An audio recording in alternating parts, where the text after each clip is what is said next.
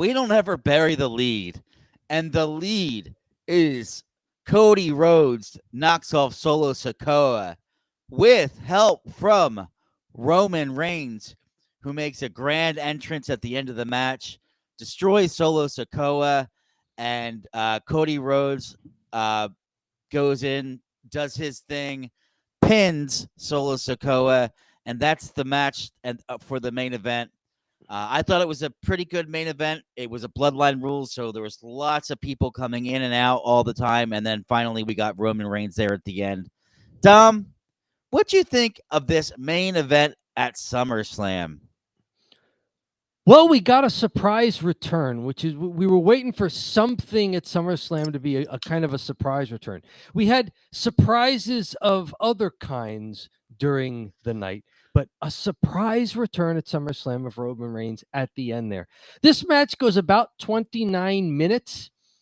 The first 16 or so were just one-on-one, and then Tama Tonga and Tonga Loa hit, and that became the beginning of Bloodline Rules. And the schmaz lasted for another 13, almost 14 minutes there. So we had a lot of other people involved. Incredibly, the ref was not knocked out. Yeah. So kudos to the referee, whoever it was, who did not have to take an enormous bump tonight from a much larger man. So that's usually the Bloodline thing. Yeah, the ref takes a bump. That's the staple. So Tama Tonga and Tonga Loa come out. Kevin Owens' music hits. KO gets the advantage, but the numbers are too much. Randy Orton's music hits. They triple team Solo Sikoa. Snap power slam by Randy. Top turn senton by Kevin Owens. Crossroads! But Solo Sikoa kicks out. Then the cronies just fight our way to the backstage. Looks like we're getting a one-on-one match, but everybody knows we haven't seen Jacob Fatu yet. Yeah. So, of course, Jacob Fatu comes out as Cody Rhodes has the advantage. Eventually, top turn splashing Cody Rhodes through the announce table. But they play that Jacob seems to have injured his right leg. And so he's immobile down there on the floor up against the barricade and yelling at Solo Sikoa, you got to finish it. You have to take it from here. Solo Sikoa brings Cody Rhodes in. Top term splashes him, but Cody kicks out. Solo goes for the spike. And I wonder why more people don't do this. Cody just collapses to avoid it. Yeah. What a great defensive maneuver. He just collapses. Mm-hmm. So now Solo doesn't know what to do with him. So he kind of very slowly picks him up again. Cody recovers, hits a Cody cutter. Both men are down. And that's when the final music of the night hits that we hadn't heard yet. It's Roman Reigns. And he's wearing his OTC t-shirt. I'm going to take a guess as to what that means. Original Tribal Chief? Yeah. I didn't know what that meant. So I think you might be right. Original Tribal Chief would be a good acronym there. The OTC? Yeah, the OTC, kind of like the OG, but the OTC. Roman Reigns hits the ring, goes right after Solo Sikoa first. Superman punches him, then spears him. Then he stares at Cody Rhodes. And instead of attacking Cody Rhodes, he leaves the ring, walks up the entranceway, maybe about halfway to where the bend is in the entranceway, because they're in a huge stadium tonight. It's a Cleveland Browns football stadium. So he walks about halfway up before they get to the bend, so he can still see the ring, and Cody can still see him. Cody just staring at Romans the whole way, wondering what he's going to do. Cody Rhodes grabs Solo Sikoa, gets him in the crossroads, still staring at Roman Reigns. Covers Solo Sikoa, still staring at Roman Reigns. 1, 2, 3. Cody retains, still staring at Roman Reigns the whole time. And Roman Reigns kind of over his shoulder looking back at Cody Rhodes. Lots of things going on here. Was Cody Rhodes overshadowed in his title defense at the second biggest pay-per-view of the year? Oh, wow. Coming in hot here. Tell us in the chat. Tell us in the comments.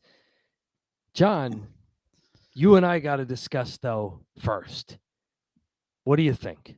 Yeah. So from my perspective, I really liked the beginning of the match. There was a slow pacing. There was a good back and forth. Solo is more than ready for the moment to be in the Yep. main event at SummerSlam. He was clean and crisp. There was some other stuff I have here about Solo Sikoa that I was really impressed with. Just really working the crowd, understanding where he was. He's way heel, right? He's way into the heel. He's not like a cool heel. He's not a tweener. He's a heel, and he's working the crowd so well. He did a couple reverses to the Cody cutter. They turned into a power bomb, which was good. Just and all in all, great pacing. So I loved how the match started out, and then once the Bloodline Rules thing hit, I said, "Man, we got to do this again," because we had a championship match between a babyface and a heel. I just wanted to see it, But alas, real babyface, real heel, not two tweeners, not the crowd split. Yeah, I would have rather watch Solo and Cody have the match and have Solo lose and then be like, "Oh, okay, this is a big win for Cody. Great match." But instead, we kind of did this, which I understand why it's all part of the Bloodline thing, and this is just how Bloodline matches work. And it looks like a lot of WWE matches are kind of working. As I noticed a trend tonight where nothing seemed to be that clean. There was everything was building to another storyline. But what did you think about this specifically? Do you think that Cody was being overshadowed by Roman? Yes. Okay. Yes. Yeah. I mean, they built up to a big SummerSlam match, and then the SummerSlam match turned into just a jumping off point for the Tribal Chief War and the return of Roman Reigns. Yeah. It's weird. I thought he was. I thought he was, and I thought this was. I guess Cody didn't need necessarily a clean win here, but it is a little weird to me that your main event gets overshadowed by somebody returning. And I wonder where they're going to go with this. Like, is Roman done with the movie project he was on and ready to jump back into being on TV regularly? Are we going to get the Bloodline showdown that we've been waiting for? Does that mean that Cody becomes more of a Logan Paul type champion who's not on TV every week and not constantly defending his title every premium live event and even sometimes in between? Because there's only so much time on TV, and so only so many people can be in your A storyline. So it seems to me that does Cody drop down a peg, or does the Bloodline drop down a peg here? Yeah, I don't know. I guess the direction is probably headed to Survivor Series or War Games, where you do Bloodline versus Bloodline. The Timu Bloodline, as they've been referred to sometimes, the knockoff Bloodline versus the original Bloodline. Because I know they were chanting for Jey Uso to come out when the Bloodline was down there. When the new Bloodline, Tama Tonga and Bloodline 2.0. Yeah. So, yeah, I don't know. We'll see. Maybe The Rock jumps back into it. I don't know if he would do a War Games or SummerSlam if he's like above that, if that's above his pay scale. But maybe The Rock gets involved now because Roman Reigns is back. He'll make his own Bloodline. You need to start to balance it out a little bit. Who knows? There's a lot of possibilities. Fantasy book it. Roman Reigns, Jey Uso, Jimmy Uso versus Bloodline 2.0. Give me one more person for the OTC team. Well, I mean, the thing is with the OTC team, you have to balance it out, right? Because if you put, Sami Zayn, their fourth. It's got to be a baby face if they're going to play them as baby. Is it going to be a returning Sami Zayn helping the Bloodline? It could. I just threw it out there. Do they talk Sami Zayn into that's a great idea I hadn't thought of. Do they somehow talk Sami Zayn into helping the Bloodline, the original Bloodline, beat the Bloodline 2.0? Because they're going to be faces. It looks like Reigns is going to be a face. Roman's team is going. Jay's already a face. Jimmy could come back as a face, pretty easily just by, teaming with his brother. Yeah. Roman looks like a face. Yeah. And then is Heyman going to be a face manager? Or does he get sucked back into the other bloodline? Who knows?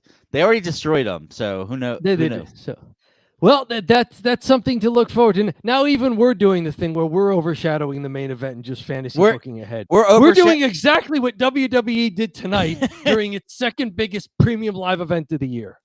Yeah, so that's the main event. Let's move on to the follow here. So I'll bring up the follow. So that's the lead. We talk about the main event. We talk about what we think. Good match overall. Great to see Roman Reigns come back. And, I wish it would have just been a regular wrestling match, but still good enough. So we're going to go into the follow here. What match do you want to talk about, Dom? I want to talk about a development that affected at least two matches. The crumbling of Judgment Day. We saw Judgment Day members turn on each other to cost two members of the Judgment Day title belts. Mm-hmm. One who failed to recover the title belt that she had lost, Rhea Ripley, and another one who failed to retain his title belt, that being Damian Priest. So Finn Balor cost Damian Priest the World Heavyweight Championship against Gunther, and Dominic Mysterio cost Rhea Ripley her revenge match against Liv Morgan. Do you want to kind of combine them both or just talk about them separately? Yeah, let's talk about the match. Let's talk about the matches separately. Maybe we can talk about Liv Morgan versus Rhea Ripley. Okay, this is the first match of the night, and until the last match of the night, this was it also the only match where the champion retained? Well, Except Cody for Rhodes. Cody. Yeah, until the last match of the night. This was the only match where the champion retained. Yeah, because the the U.S. was gone. Intercontinental was gone. Yeah. World Heavyweight Championship was gone. And the other women's championship switched as well. Right, so right. We had Liv retained, then 4 consecutive switches. Yeah. And then Cody retained. So in a 16-minute match that I thought was pretty entertaining, especially when you got to lead off in a huge stadium when it's hot and muggy out there, and maybe the crowd isn't into it.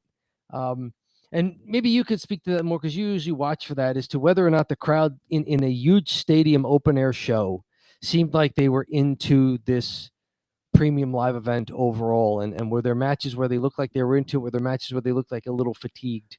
I think to be honest with you, it's an American crowd, so it's not going to be like chanting and crazy. Like we've been kind of they're getting in, they're in there for a 4-hour show. It's the opener. They're into it, but they're not going to give you a ton unless it's amazing. Like Roman Reigns came back, they went crazy, but that was pretty much like they saved the times to go crazy, right? Sure. They pace themselves. They're Americans. We're not going to scream the whole time. Right. We've seen this before. Yeah. So, but I think that this was a good match. Rhea Ripley does the shoulder injury thing, and she's like, "Oh, my shoulder's out, and Dom's helping her the whole time." And just to see Liv Morgan retain, I was actually a little surprised, but to see that it was all part of a plan and a big turn for Liv Morgan and Dom Mysterio and Rhea Ripley. I thought it was really good, to be honest with you. And the reason I thought it was so good is because this is like one of those rivalries that's super storyline driven, right? Yes. Like, so of course the match will be super storyline driven as well. Like it's basically two women wrestling for Dom's affection. And at the same time, Dom is also like calling Rhea Ripley mommy all the time. So I don't know. It's such a weird dynamic, but it's like he left his mother and now he's going to have a real girl.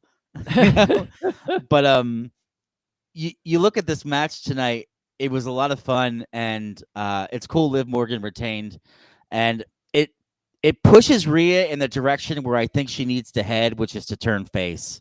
Yes, I was just going to say, Liv is doing her best to play the chicken heel right from the start. However, there is a time early on in the match when the crowd is clearly split. You're getting a let's go Rhea, let's go Liv. Because you've got two people who are basically tweeners. Yeah. Liv is a heel, but she's a face. Rhea's a heel, but she's a face. And so this really did solidify that Rhea can now turn babyface, maybe being done with the bloodline. Sorry, the Judgment Day. Because Judgment Day was a heel faction. And if you noticed, after this match, backstage, Damian Priest was furious and asking Finn Balor and JD McDonough, did you know about this? Where's Dominic? Did you guys know about this? So it's like Damian was on Rhea's side, and then eventually Damian gets turned on as well. So it looks like Damian and Rhea, now free from Judgment Day, can turn face. Yeah. While Judgment Day can remain heel, which they were really good at. And now the question is going to be, without Rhea Ripley, who emerged as their leader, and without Damian Priest, who emerged as their maybe 1A leader, especially when Rhea was down, can the other guys in Judgment Day carry a really top-notch heel faction? But that's for Raw to decide in the coming weeks. As for this match, I liked it as well. Rhea played up that when she missed a charge into the corner, and let's see here. What happened here? Rhea's shoulder dislocated, and she keeps saying, like, it's out, like her shoulder had popped out. And she's trying to slouch it to the right shoulder to make it look like it's out. But like you could see by the way she's moving, she really didn't dislocate her shoulder. Like she's still using the full range of motion with the arm. She's just trying to slouch it.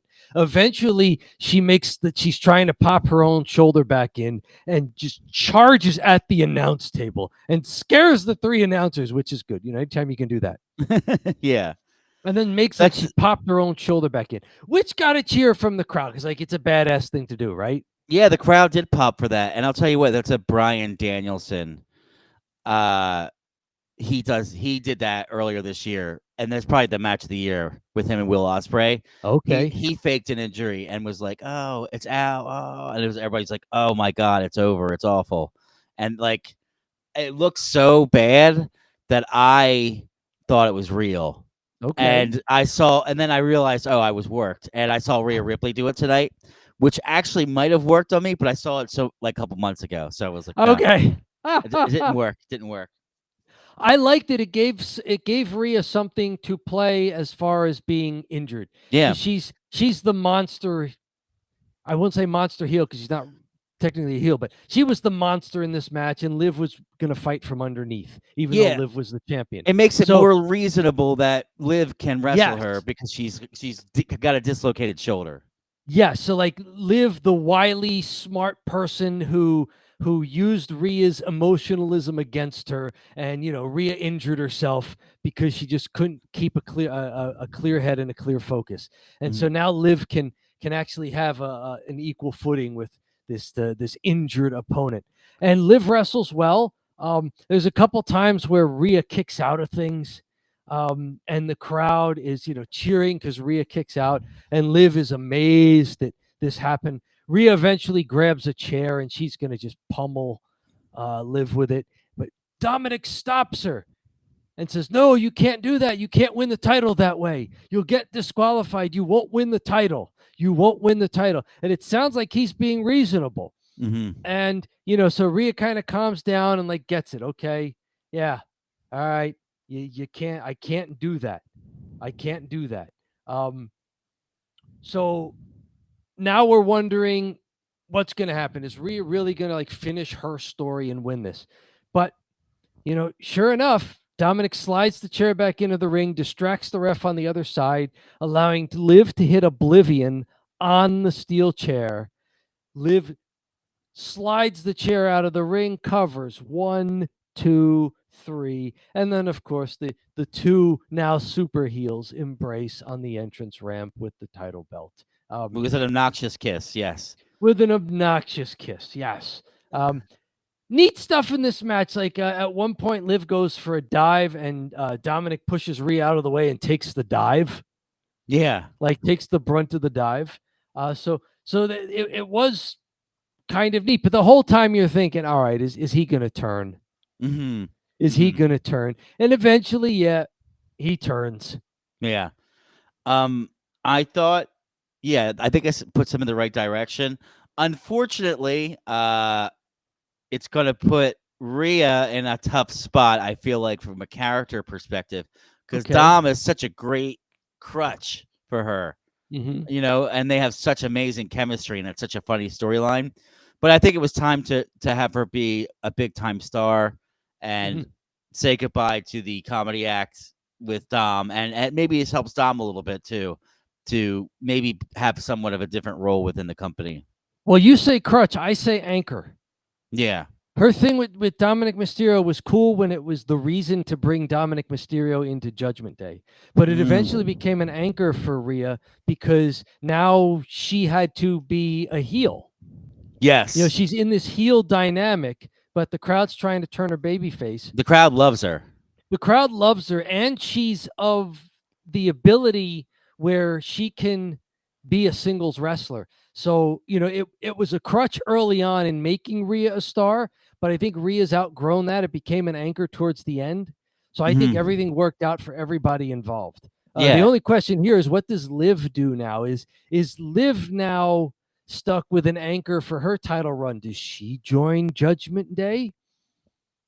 Yeah. What becomes of her title reign? What I mean, you could even say too, like, you're gonna have a different dynamic where Mommy was just telling Dom what to do, but now you'll have Liv and Dom, and it feels like Liv's gonna be really obsessed with him, and Dom's gonna be like kind of drug around, like, oh, this is who I picked, So if you've been following Raw a little bit, which I try to do with the videos that WWE puts online, since Rhea's been back the last month or so, she's really kind of been condescending to Dominic Mysterio.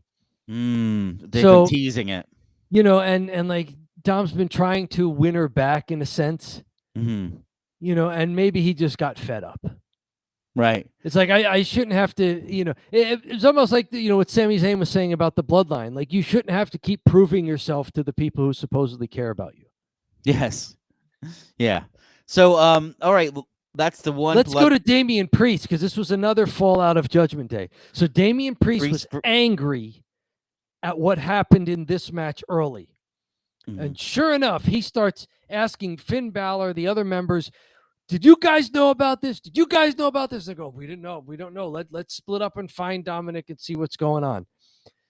Later on, Finn Balor runs down to ringside during a really hard-hitting match. Yeah, let's talk about the match a little bit. So we got Damian Priest and Gunther. Yeah, so it's Damian Priest really hard-hitting. And Gunther ends up winning the World Heavyweight Championship. But it's how he does it. Yeah, and then if you want to get into how he does it, go ahead. Finn Balor comes down, it looks like, to just cheer on Damian Priest. Eventually, though, Finn Balor winds up putting Gunther's foot on the ropes after Damian Priest had hit the South of Heaven, that sit-out choke slam of his. And the ref has to stop it. Damian is incredulous as to what happened.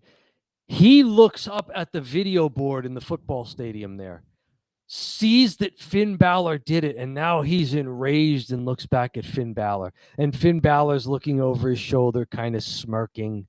You're like, yeah, I got you.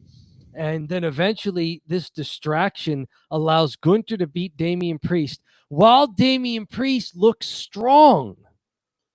Yeah, because the entire time Gunther is choking him, then he breaks free of it, and he keeps trying to run toward Finn Balor.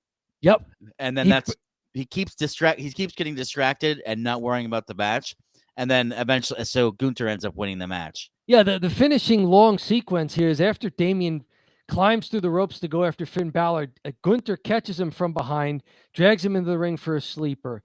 Damian hulks up, rolls into a pinning predicament, so Gunther has to break the hold. Damian goes after Finn again and grabs him by the throat.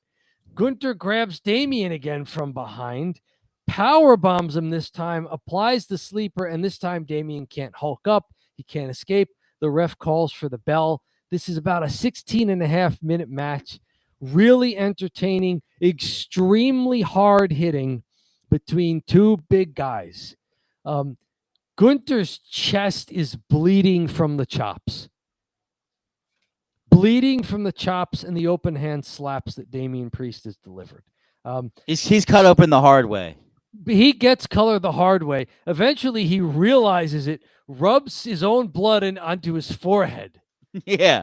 No, he was really eating it up once he started knowing he was bleeding. He was like, which is just great stuff. Yeah, interesting. They usually try to like dry him off or pat him down, but they just let him go. Maybe the ratings are going up, like the TV ratings. So it's like, yeah, sure, no, do it. Well, it was also like it's not as if they could keep his chest out of the match. This is true. Because eventually, Damian Priest has to hit him again, and he starts bleeding again. Yeah.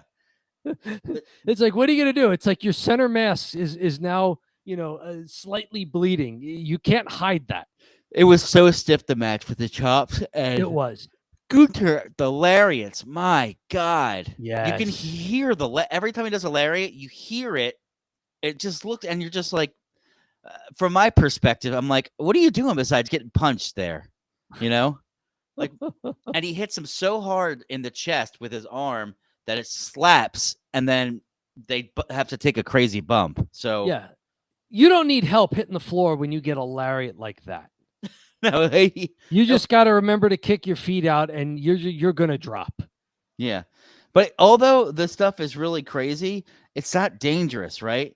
It's not like they're doing crazy stuff where he's gonna break his neck. It's just stiff stuff, It's just they're gonna be sore in the morning, but yes. they're not gonna be wheeled off in an ambulance. And frankly, you're taking that shot to your pectoral muscles, which for these pro wrestlers are very well developed. Mm-hmm. You're not taking a shot to your joint. You're taking a shot to your chest muscles. Right. I mean, that's going to be able to absorb a chop or a slap or a lariat. And, like you said, you've been in the ring as an indie wrestler. You're just taking a back bump. Oh, yeah. There's no flipping involved. There's no awkward landings involved. It's just about the timing. Yeah. You're going to get hit, drop down. It's a back bump. You're in great position to do it. You just have to, at the correct time, drop down, arms out, standard back bump. It's like the kind of thing you'd be trained to do. Yeah. Real basic, simple stuff. And it looks amazing. Hey, I was going to just say, let's head to another match here. And I'm surprised. I almost wanted to lead with this one. But we got L.A. Knight versus Logan Paul. And L.A. Knight knocks off Logan Paul and wins the U.S. title after a really long reign. And quite frankly, a really great reign by Logan Paul. We had a lot of stuff going on before the match, before the bell even rang. What did you think of this one, Dom? I liked it. They gave us something different. Mm-hmm. It's like every other match, there was all this pageantry. The competitors get in the ring. Everybody gets announced like crazy. And then the ref holds up the belt and it's and they go to their corners and the spotlights and everything. And these two guys, they brawl on the outside for a good 5 to 6 solid minutes before the bell finally hits. It reinforces the hate for each other, right? Because they've been hating each other for months now. So they just start fighting each other before the bell rings. Like, I hate you. Mm-hmm. Yes, like this made sense. The match goes 12 minutes bell to bell, plus another 5 minutes to 6 minutes with the pre-match brawl. I thought this was a great match. This was Logan Paul wrestling less of a gymnastics flippy match. Yeah. This was not Rey Mysterio. This was not Ricochet.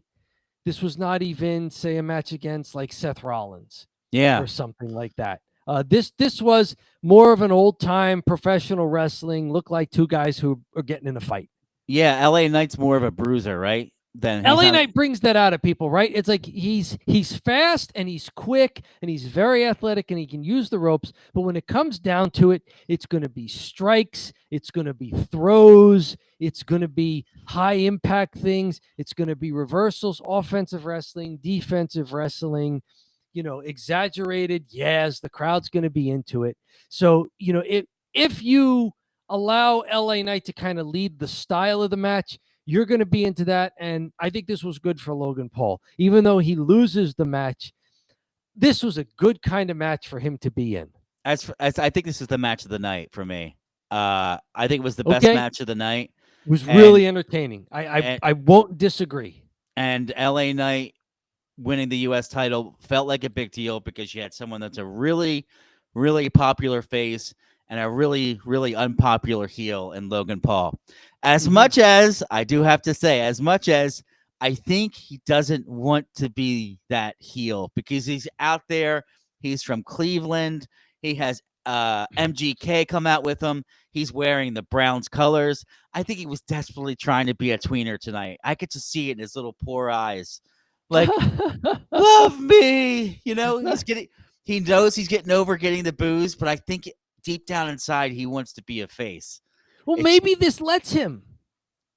Because, he beat, Rey Mysterio for the title. Mm-hmm. And then he's kind of been positioned as a heel, the whole way. Maybe this lets him kind of turn face. It also makes us wonder if he now has to wrestle more and be on TV more and kind of earn that position with the crowd. He can't be the guy who has, like tonight, a 273-day title reign, and this is your third title defense. Yeah, you can't do that. And he had on all the gear, and he's from Cleveland, and he had Machine Gun Kelly come out with him. Yes. But the crowd, he got nothing from the crowd. It's crazy. That's remarkable. Because even MJF, when he was a big time heel, MJF went back to Long Island, and they knew he'd be a face there, and they went crazy for him. So, in that case, kudos to Logan Paul for being that good of a heel. where he can't even get liked in his hometown, when he's wearing Cleveland Browns clothes in the Cleveland Browns stadium. Yes, I mean, he did everything except wear a football helmet. Yeah. He did everything except for buy everyone's tickets and buy them a beer or something like that. Buy them a Prime Energy drink or something. Yeah. So I like how this match is turning out here. These guys are avoiding each other's main moves. So it's not like everybody's hitting their spots and it's just a spot fest. There's a lot of guys escaping what would be high spots. And I like that. I like defensive wrestling. It makes it look more like a wrestling match to me. They wind up working back to the floor where they started for a good 5 to 6 minutes when they brawled. On the floor, Logan's lackeys are taunting LA Knight right across the barrier. So LA Knight pulls two of them over the barrier. And I guess that's fair game. Right. Like, they're not regular fans where you'd get arrested for doing that. No, you can pull Logan Paul's cronies over the barrier and just start stomping a mud hole in them, as JR might say. This allowed Logan to recover. He throws LA Knight into a ring post, then into the ring. Then MJK gives him Machine Gun Kelly. They were calling him MJK because I don't think they liked saying machine gun on WWE family television. Oh, wow. Okay. Whatever. So he gets the brass knuckles on a chain from Machine Gun Kelly, MGK there. LA Knight tries to suplex Logan Paul back into the ring. Logan Paul, out of the referee's field of vision, hits LA Knight in the head with the brass knuckles, then drops them so he's not seen with the evidence. As LA Knight staggers and then drops to his knees in the middle of the ring, and then tries to stand up and turn around, Logan Paul re-enters the ring with a somersault over the top, or so-called somersault springboard, goes for some sort of strike. Maybe it was going to be a clothesline. LA Knight, though, catches him, hits a surprise blunt force trauma for the pinfall. Crowd is huge into it. They were really into this match, really behind him. When he did the dribbling Logan Paul's head off the announce table during their pre-match brawl, they love it. Was into it. They were doing the yeah for it. They did yeah and boo when they were trading strikes. They were into LA Knight, really into him. Logan Paul was a good heel. I mean, for a big old stadium where it's hot and muggy in an open air football stadium, this felt like a smaller, more intimate arena, did it not? Yeah, with the way the crowd was interacting. LA Knight's so over, like you said. I love when he takes us to the table and they do the yeah. It works every time, and it kind of woke them up, right? Like they weren't necessarily that into it up to that point, but it really woke them up. So I mean, I really liked the match tonight. A couple spots I wanted to talk to you about. Yes, go for it. I definitely, I love LA Knight. Logan Paul has really come along as a pro wrestler. He's a terrible person, but he's a good wrestler. But I like the way that Logan Paul wrestles because it's such a train wreck and a roller coaster sometimes. So during the gut wrench, LA Knight gets gut wrenched by, or excuse me, Logan Paul gets gut wrenched by LA Knight, and he takes it so weird and jumps in such a weird way that I was like, that I'm not sure if that was right. But that wasn't that big of a deal. The second one was superplex off of the corner. So when they go to do the superplex, it's so crazy. When they go to do the superplex, it almost like accidentally turns into a brain buster. Because when they're going back, LA Knight has him up. He does the superplex. Logan Paul keeps his legs folded rather than. It's like he didn't jump into it. Yeah. It's like he didn't jump into it when they were both on the top turnbuckle. You're supposed to jump to help the momentum and also to help your momentum get over.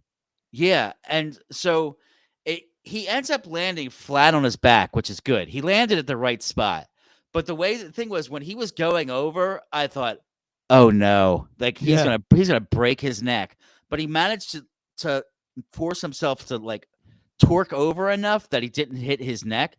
But you saw right away the ref was like went right to him because it looked so nasty. Yep, it looked like a brain buster instead of a suplex. Yeah, exactly. It looked like a brain buster instead of a suplex, but they intended it to be a suplex. Yes, that's not good, Dom. That was LA Knight's leap to the top turnbuckle, grab the guy in a front face lock, superplex. Except Logan Paul may have sandbagged him. And so now it began. Fortunately, LA Knight's a little bit bigger and has a weight advantage and was able to kind of get Logan Paul over enough so that Logan Paul could tuck his head and land shoulders and then the rest of his back. Yeah. Mm-hmm. But yes, that looked like it was going to be dangerous. I know it looked bad. Another thing was, maybe just one more. When he does the backflip off of the top rope and LA Knight catches him, it looks like like the way that they landed, it's not like he caught him too well. And it looks like the way he landed, he landed and his leg was all bent up, Logan Paul. So he landed like he overshot it. That was the one to the floor, right? Yeah. Fantastic athletic move by Logan Paul, right? He kind of springboard moonsaulted himself onto LA Knight on the floor, but it looked like he overshot LA Knight. Yeah, exactly. And it was crazy, but again, like I just have to say this, it's very entertaining, and he's a good wrestler. Like if people go out there and they don't look so smooth, it kind of adds to realism, right? Mm-hmm. Like when it doesn't look like that, every other person takes a suplex like that, it just looks the same. With him, you don't know what the hell he's going to do when he's up there. It's like, well, I don't know. I know what this move is supposed to be. I know what this move looks like, but I don't know what this move will be. It's almost like he's very unorthodox and athletic. So his athleticism, he can help him make up for his unorthodox style. So maybe he's a little green still with his timing. He's getting his timing down with other wrestlers, and maybe he just needs to wrestle more. Yes, maybe need some ring time. He's probably on his 15th match, literally in 2 years, and he's in pay-per-views. He's like on main events and stuff. And he's going on to like his 16th match. I mean, I know he does a lot of work behind the scenes. That's very clear. Sure, he wouldn't be as good as he is today if he wasn't practicing a lot. But yeah, he might need that bell to bell time. Maybe a dark match here or there. Yeah, I mean, this was great match. Some counters and things going on. Logan Paul's getting "you suck" chants after posing to the crowd, which is great. Is great. That's maybe when you saw you were pointing at maybe the little tear, like he wants so much for them to love him. He wants to love. I can tell. He does. LA Knight at some point hits a sit out Uranagi, which I haven't seen from him before. Great looking move. Waits for Logan Paul to roll over onto his back as he's climbing the top turnbuckle. Hits a top turn elbow drop. Gets a 2 count out of it. That was right before Logan Paul recovered for that springboard moonsault to the floor. Another great C point. LA ducks the one lucky punch, but then Logan slides out of a blunt force trauma attempt and does a crucifix for a 2 count. Logan follows with hitting the punch, but LA Knight kicks out. Mm-hmm. You know, another time LA Knight avoids a top turnbuckle move. Then as LA Knight's going for a blunt force trauma, they're still in the corner. Logan Paul holds onto the ropes to block it. So a really creative way to block that there. I like,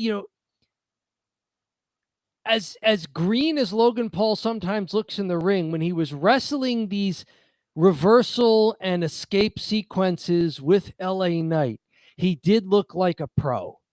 Yeah, for sure. Like these sequences came off well. And maybe that's a tribute to the fact that LA Knight has gotten, enough ring time in his career to make up for both of them. Mm-hmm. Yeah. Right. Hey, listen, that's anything... You want to move on here? That was a great title change, and I will not disagree that that's match of the night. No, but we have 2 more matches we got to talk about. Sure. You want to pick the next one? Right before this was a match that we called out on our pre-show Cheap Heat. We thought that Bron Breakker was going to defeat Sami Zayn for the Intercontinental Championship. He does. The match lasts 5.5 to 6 minutes. Little surprising that a premium live event title match goes under 6 minutes. They might not have had time. They might have forced them to 6 minutes. Although they were early, did not have a lot of time. This was the second match of the night. The gaps between matches were twice as long as this match. Yeah. I don't think they desperately needed to get that many commercials. Yeah, it's weird because you would want to see Sami Zayn, who's been a champ for the last 6 months as an Intercontinental champ. He beat Gunther. He broke the streak. You'd think he'd go out a little stronger than that. And these guys wrestled a great match at the previous premium live event. It went about 13.5 minutes. It looked great. Sami retained. This one, Sami hits an exploder, then charges in for a haluva kick. Bron catches him with a spear, though. Then as Sami's staggering up, Bron Breakker does the rope running for extra momentum spear and pins Sami. And, Sami just folds up like a napkin, as Diamond Dallas Page used to say about taking a spear the right way. Bron looks strong, maybe too strong. This kind of makes Sami out to be a transitional champion in a way, but it was a great transitional champion because it looks like it went from one monster to another monster, and in between they gave it to a really popular babyface that they knew the crowd wouldn't mind seeing with the belt and who would have a great run with it however long they wanted it to be. So kudos to Sami Zayn for a great title run. For putting over the up-and-coming star. And even though it was a short match, made him look good in this. And now maybe Sami gets to be freed up to join as you fantasy booked before, maybe he's going to help Jey Uso and Jimmy Uso and eventually Roman Reigns. So a lot of possibilities for Sami Zayn here. Do we think, tell us in the chat, tell us in the comments before John and I answer, do we think Bron Breakker is now set up for a very long title reign here?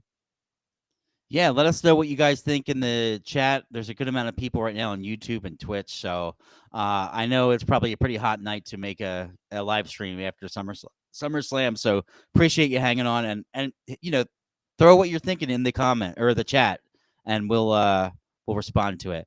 So anyway, I say yes. Okay, you think yes then? I think yes. I think Bron has to have a long title reign. Yeah, I mean, from my perspective, Dom, yeah. if he's going to knock off Sami Zayn in the form of a squash. Now, is he going to Yep. just keep doing squashes like Goldberg style, or is he going to have real matches? They may have him in a few easier matches to begin with because it's only the IC belt. And so guys can, kind of get a shot at that. It's not like it's the World Heavyweight Championship. So maybe he's involved in some sub 10-minute matches. It'll be interesting to see how they book it for the remaining premium live events for the rest of the year. Will he have a big defense at Survivor Series? Yeah. They can maybe not have him have these huge title defenses between here and Survivor Series. And then the question becomes, does he hold it through Royal Rumble or all the way to WrestleMania? I think he's going to have a very healthy looking title reign here. I foresee in the future poor Chad Gable wrestling a match with him that's probably going to be awesome. He's going to lose. Austin Theory, he's on the plate right now. He'll wrestle an awesome match. He'll lose. Maybe Grayson Waller gets thrown in there. He'll wrestle a match with him. He'll lose. He'll start to pad his stats right before he moves forward. Yes, or drops it. Yeah, and these guys, they got plenty of people apparently ready to lose because I saw Grayson or Austin Theory tonight take a chair shot from Jelly Roll and got beat up by Jelly Roll, a big sloppy country music star. Yes. Yep. It did. I mean, he's got the size advantage on him there, but poor Austin Theory. Poor Austin Theory. He better be getting paid pretty well. Maybe there's some. Maybe he's got like a really good contract, and they're like, "Listen, kid, you're making good money. Just go out there and do your thing." For not being involved in a match, he got involved in a huge pop and was on the second biggest premium live event of the year. So good for him. We've seen this before, the Bron Breakker, if this winds up being the formula. We saw it with Gunther. He wasn't on the main roster very long before they put the belt on him. Yeah. And then it was kind of, can he work it? Because Gunther was not Gunther when he first won the belt. He became Gunther. Yeah, but so the thing Braun can become Braun. When Gunther was in the Indies and when he was Walter in NXT UK, there was so much hype behind him. Everyone knew he was the real deal. And I think the hype was he's got a lot more years in pro wrestling. Steiner or Bron Breakker, his dad's in wrestling. That's what he's been known for. I mean, he's got a great spear, but and he was in a very celebrated NXT run as well. Yeah. To the point where they had to stop putting just NXT belts on him because it become, all right, well, we can't just have this indomitable guy keep the belt. Yeah. All the time. And then they were kind of grooming him to get up to the main roster and do something. So the formula's there for Gunther to work with Braun. Now, the question will be, is Braun will do it as a baby face, it looks like, because the crowd likes him. Yeah, he's a face. The crowd likes hear the crowd barking? They're barking along with him.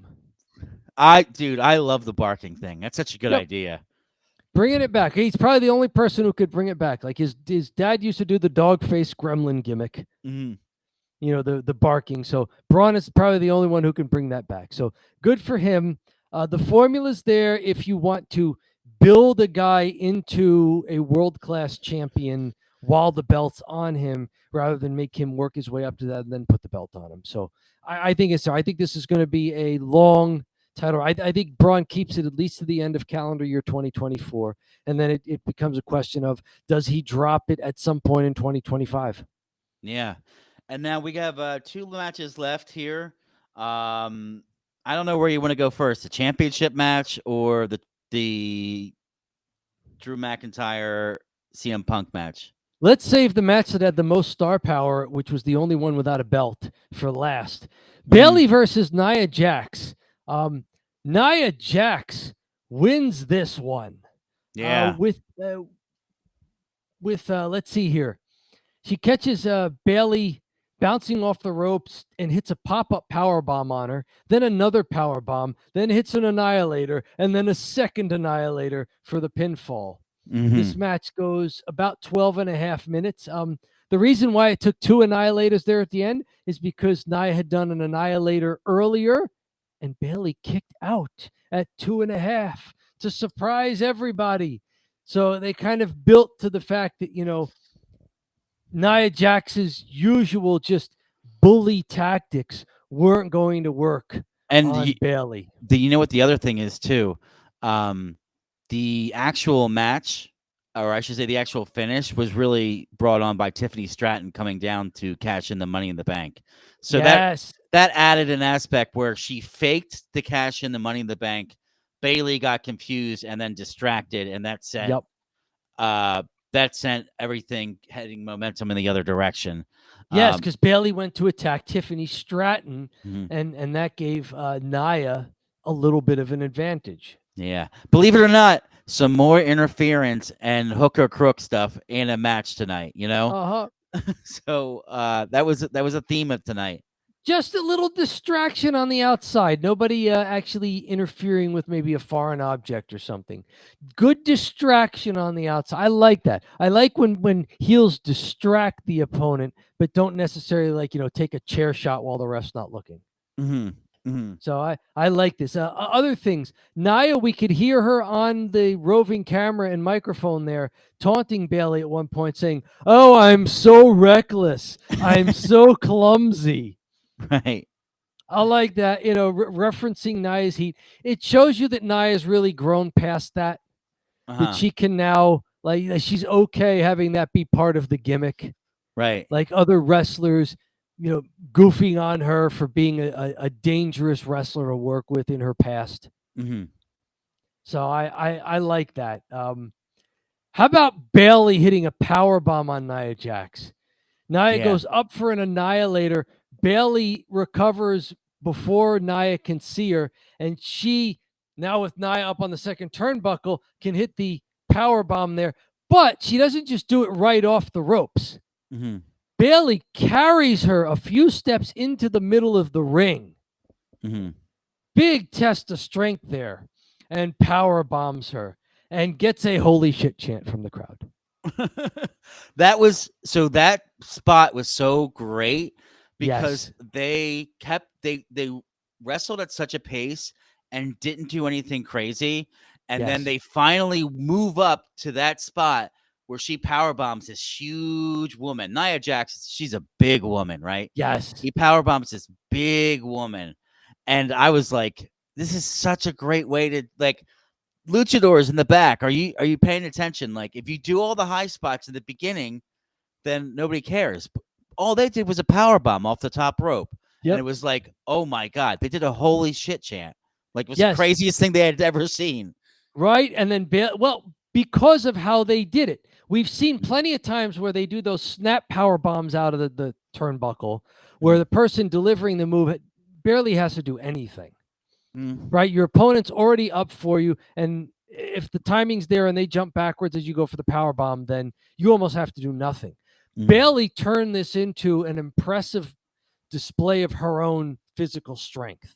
And it's not like she awkwardly dropped Nia Jax. She walked a few steps out of that corner, holding Nia up in balance. That was an impressive display of strength by Bayley. She then delivered a not awkward-looking power bomb, like when Kevin Nash tried to power bomb the Big Show when he was the Giant in WCW, and really couldn't get him up enough for the jackknife power bomb, and almost seriously injured Paul White's neck. Right. I mean, Bayley kept Nia up there. Perfect balance, and then a perfectly executed powerbomb. And then Bayley climbed up to the top turnbuckle and did a top turn elbow drop for a 2.5 count there. So great sequence all around. Crowd appreciated it. It was fantastic. And that's when Tiffany Stratton's music hit. When it looked like Nia Jax was done for and Bayley was just going to follow up again and win the match. So great timing, great story told there. Nia Jax and Tiffany Stratton now, they continue their awkward relationship where Miss Money in the Bank is now allied with the person whom she would be cashing in on. Right. Yeah. How is that going to work out? Unless Tiffy Time cashes in on Liv Morgan at some point. Or she's going to just do it one day. Who knows? One day she's just going to whack Nia Jax with that briefcase, hand it to the ref, hit the prettiest moonsault ever. I thought she was cashing in tonight, and they finally were breaking up that little friendship they have. Right, but you didn't want to have that happen twice in a row. And there's a title change, and then 5 minutes later, the Money in the Bank cash in. And I love the combo of Nia Jax and Tiffany Stratton. Nia Jax is a big veteran who's improved and now a champion, but she's heard it for the last couple of years how bad she is, and she's improved a lot. But she's always been a good personality, and to match her up now with a young Tiffany Stratton who's super athletic, super she does all the high spots. She's got all the things she needs to be a star. I like and that. Fantastic video that you made about the Alabama Slam on the Don't Bury the Lead channel. If you're watching us on Twitch, if you're watching us on Twitter, head over to YouTube. Like and subscribe on YouTube. Go into our archive and find it's very recent. It was put up just Friday, the August 2nd there. Yeah. Friday, August 2nd. Great edited breakdown analysis you did of Tiffany Stratton and the Alabama Slam. Little Crash Holly in there, little Rob Van Dam in there. Go watch that. Tiffany Stratton it's going to be big sis, little sis dynamic with Nia Jax.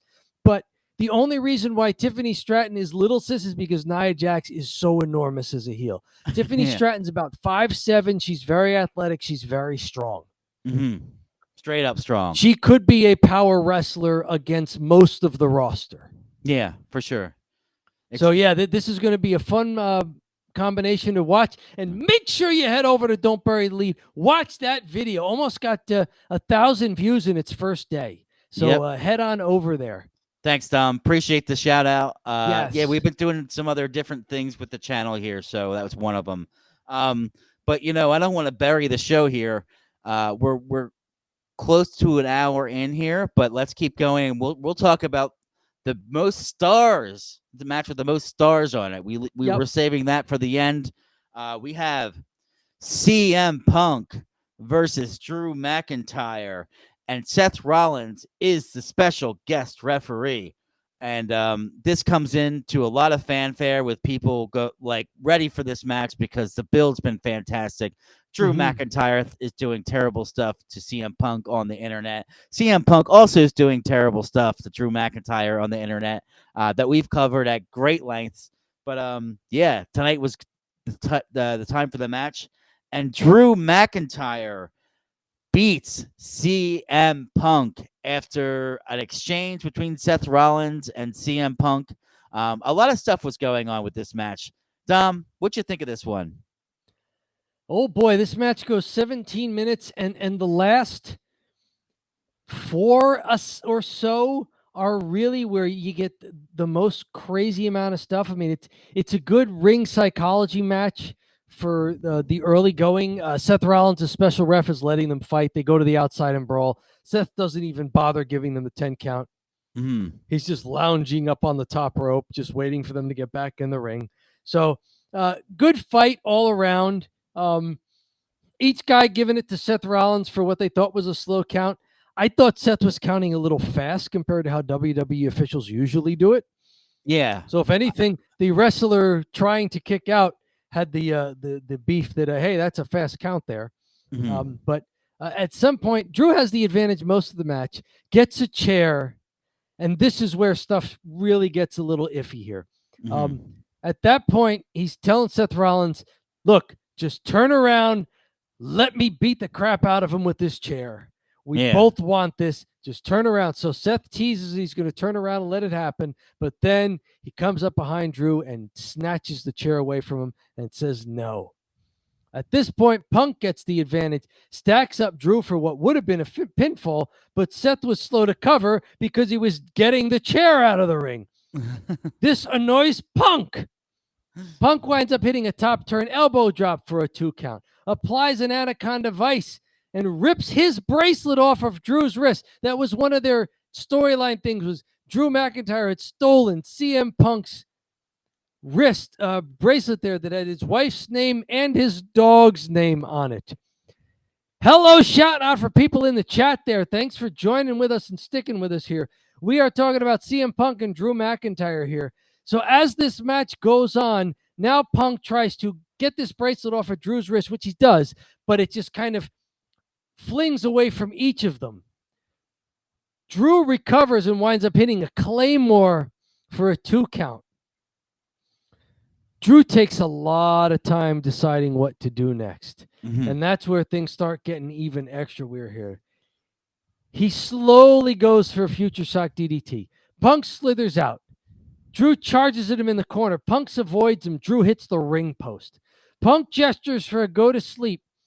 Gets Drew up on his shoulders. And at that point, he notices Seth wearing his bracelet. Like, to make sure that the bracelet didn't get stepped on or anything, Seth picked it up and just put it on his wrist. Yeah. Punk thinks Seth is kind of trying to get one over on him there. Says, what are you doing? It's like, I'm just holding it. It was on the ring. I didn't want it to get lost. I'm just holding it. And Punk's like, what are you doing? What are you doing? At this point, he's letting Drew recover. He ambushes Punk, but also knocks Seth out of the ring. Now, Punk manages to counter Drew here and hit the go to sleep, but Seth has been knocked out of the ring. There's no ref. The crowd is counting 1, 2, 3, 4, 5. They get up to like 6 by the time Seth gets into the ring and counts. Drew kicks out at 2, which was like 8 or 9. Yeah. Punk is now arguing with Seth, who trash talks right back out of him. It's not always about you. Yeah, that and was at one great. point he goes, it's not about you, asshole. Yeah.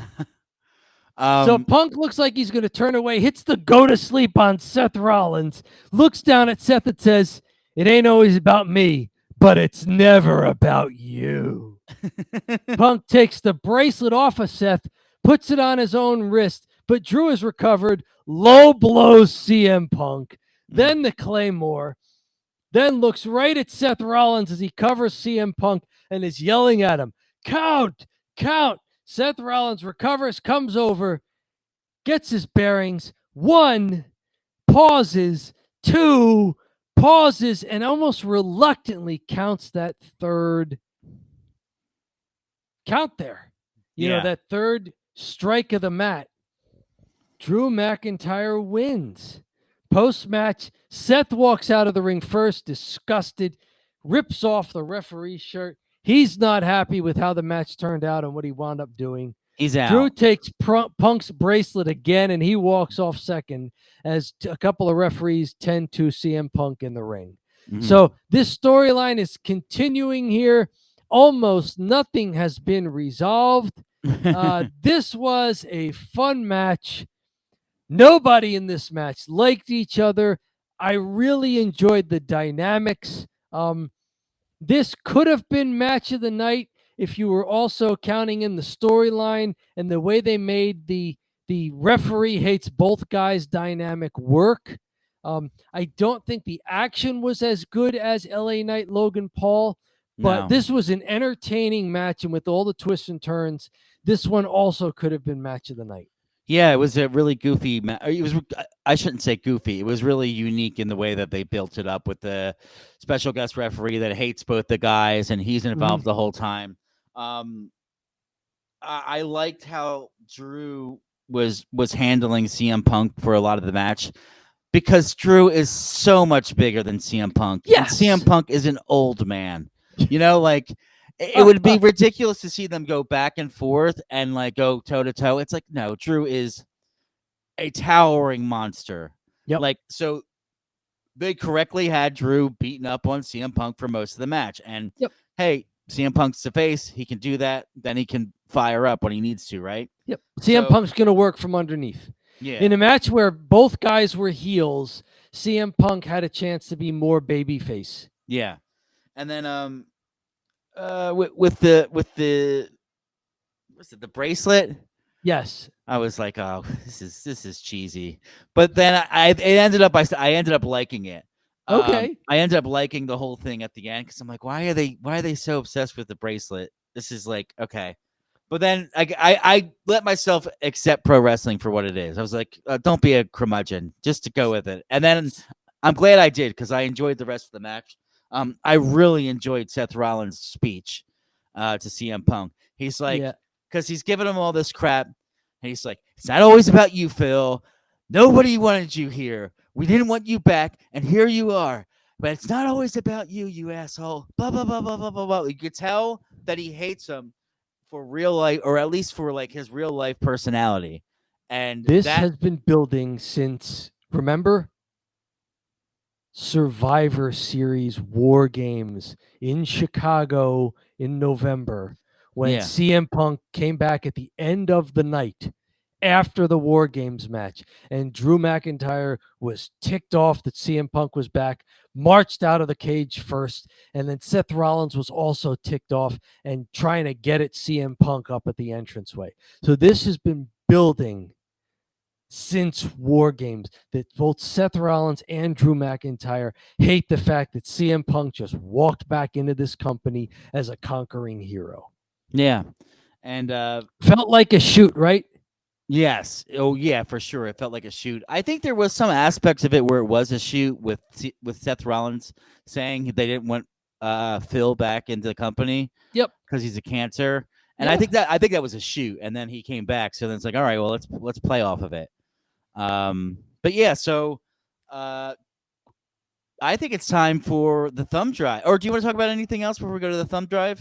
No, we're done with all 7 matches on this super duper premium live event here. Bigger than your regular premium live event that usually only has about 5 matches on it. This was great. We got 6 title belts plus a star-studded non-title grudge match that's been building longer than all of the other ones. Some neat stuff that happened in this show. Logan Paul, I think, was the longest reigning singles champion in the company before losing the belt tonight. Is Liv Morgan the first person to pin Rhea Ripley twice in a singles match on the main roster? Maybe. They mentioned she was the first woman to pin Ronda Rousey twice. So I think she's the first person to pin Rhea Ripley twice on the main roster. She was the last person to pin Rhea Ripley more than 2 years ago, and now she did it again tonight. So a lot of little trivia things here. LA Knight, new champion, first-time champ. Bron Breakker, new champion, first-time champ. Gunther, first time with a world title. Mm-hmm. Nia Jax, I don't think this is her first time with a world title.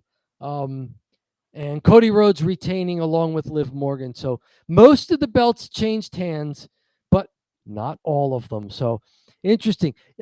One more thing. You have mentioned SummerSlam being more of a heel pay-per-view than, say, WrestleMania being more of a baby-safe pay-per-view.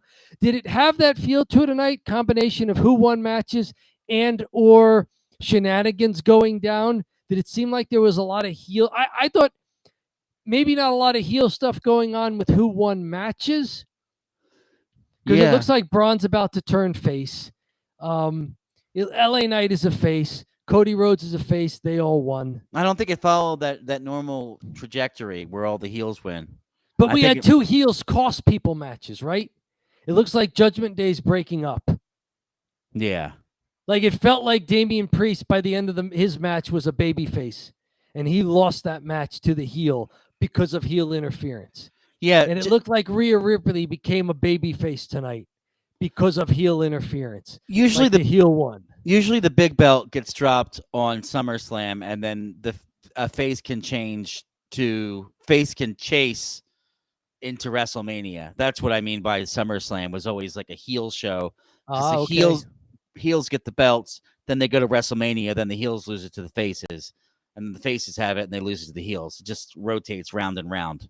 Okay. Well, that was us taking the scenic route on the drive here. It's drive time, isn't it?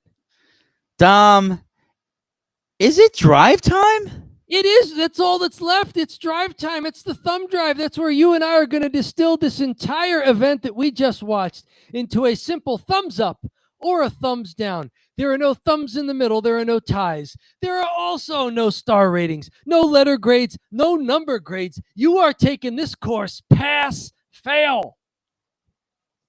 That's right, Dom. We're not Dave Meltzer.